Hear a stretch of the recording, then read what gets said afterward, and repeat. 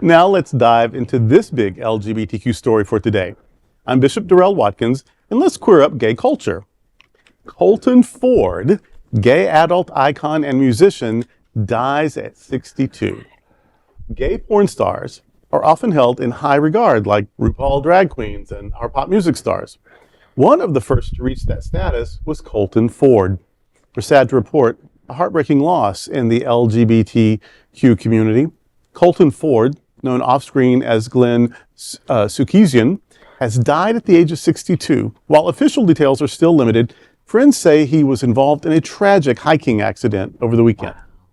A late bloomer in the adult film industry, Ford began his film and acting career at age 40 in 2001. He quickly became a household name in gay adult entertainment, working with top studios like Falcon, RFC, and Mustang. In 2003, he received the prestigious GayVN Award for Gay Performer of the Year. Famous director and DJ Chi Chi LaRue posted on Facebook saying, quote, "I'm so shocked and saddened to hear and report the sudden passing of my friend and icon, Glenn, aka Colton Ford. You will be missed. Keep singing in heaven," end quote. Ford wasn't just an adult film star, he was also a singer and an actor with appearances in another gay sequel, and The Lair, and even Cyndi Lauper's Into the Nightlife video. His music career included albums like Tug of War and Permission, with fan favorites like Let Me Live Again and Just the Way I Am. Colton Ford leaves behind a legacy that stretches far beyond the screen, touching lives through his art, his music, and his unmistakable spirit. Colton Ford represented the LGBTQ community in diversity and acceptance, unlike most from his generation. I am like 3 years younger than him, his generation. Oh my gosh, I didn't realize we were so uptight.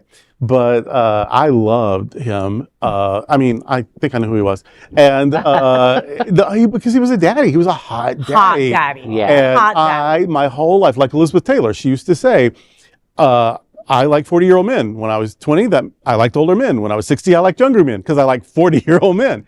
And that he came in at 40, perfect time, and he was so hot and so talented. I loved The Lair. I'm one of 3 people who ever saw it. Filmer at this table, and it was fabulous. And he kept his clothes on for that one. Not everybody did, but he did. He was the sheriff in the city. But I saw in 2005. I saw the documentary where he was talking about trying to break into the music business, and that he did. Mm-hmm. And I love that he was, one, completely unashamed about his career choices, that he represented a fully embodied gay life without shame, without regret, and he also didn't get pigeonholed into one thing. That he would do mainstream television, he would do music videos, he would sing, so he just did all of it.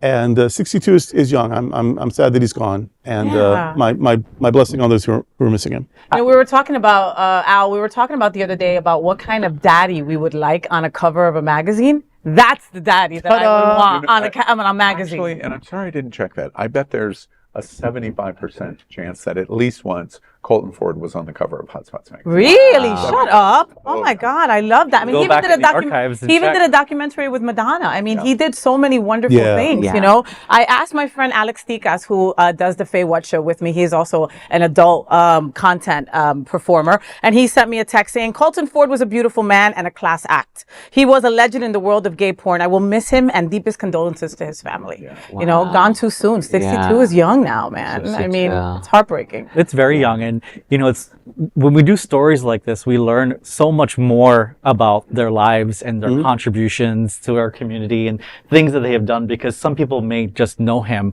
from, you know, his film acting career and his content, but they don't know maybe the charitable organizations that he was part of, or the contributions to the community that he's contributed over the years. Right. You know, it's funny. So many of my friends through the years have made fun of me, made joke about me of my penchant for gay adult film stars and drag queens. And the reason, but there's a thread between the two of them. Gay porn stars, and I don't know a lot of straight porn stars, but gay porn stars are advocates in a very, very specific way. Drag queens are advocates for our community in a very, very specific way. And both gay porn stars and drag queens are,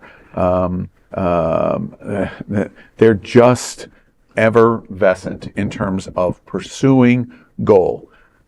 People hate, they don't like.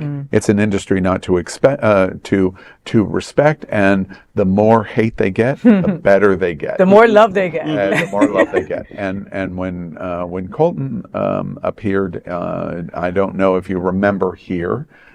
Here Television was really trying to break out as a fledgling LGBT network, and The Lair. And he was the sheriff. He never took off his clothes, and he was just absolutely fantastic. He was really good in it. It was really good. And when he got to a certain age where he said, "Okay, well, that's enough of my gay porn career," he morphed into music and other kinds of things.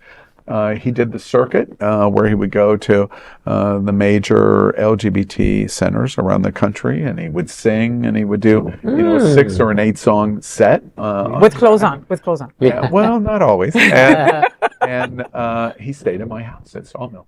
Oh, wow. And, he was with Matthew Rush for a while, and Matthew Rush stayed at my house at Sawmill, as many porn stars. Isn't that a clothing option? I am 97% sure that chloroform was not involved.